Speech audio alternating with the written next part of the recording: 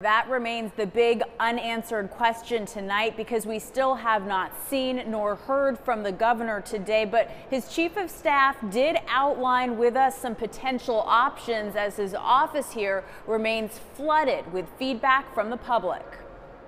Afternoon, Governor's Office. Are you calling about Senate Bill 6617? By now, the front desk staff has the drill down. Good afternoon, Governor's Office. Calls to veto controversial Senate Bill 6617 in the thousands. All right, I will add you to the veto. Governor's office calling the constituent response unprecedented. Are you asking the governor to veto that? All right, I will add you. I appreciate your call. You have a good day.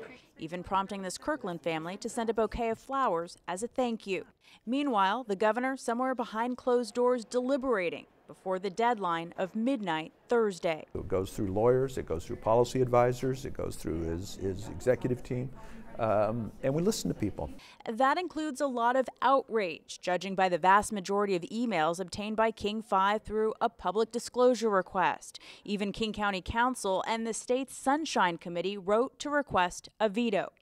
But the governor's chief of staff, David Postman, isn't hinting which way he's leaning. I'm not going to telegraph what he might do at all, but you know, he has the options from signing it in whole, vetoing it in whole, partial veto, or letting it become law without a signature. Even though this bill passed with a veto-proof majority on Friday, it's not a done deal. If he vetoes it and sends it back to the floor, it's possible that they amend the bill or that lawmakers, some have a change of heart. The numbers could change. Yes. Possible.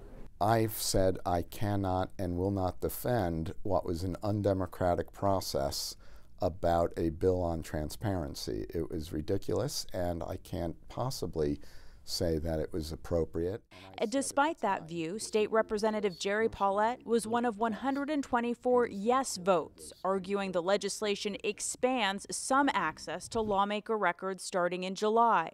But in the very same bill, lawmakers voted to keep their older records private, hidden from view, exempting themselves from the same public disclosure law that other state agencies and local governments have to follow. If the governor does veto a section of the bill can be amended.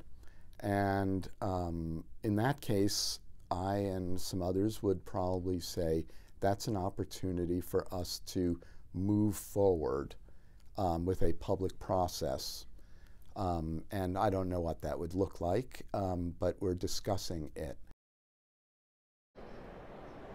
So a lot of unknowns still at this point, but we know lawmakers are talking with each other, no doubt talking to the governor's office. And again, he has tomorrow until midnight tomorrow to make a final decision. So until he makes that decision, there's still time to weigh in. We have a number that you can call if you would like to call his office.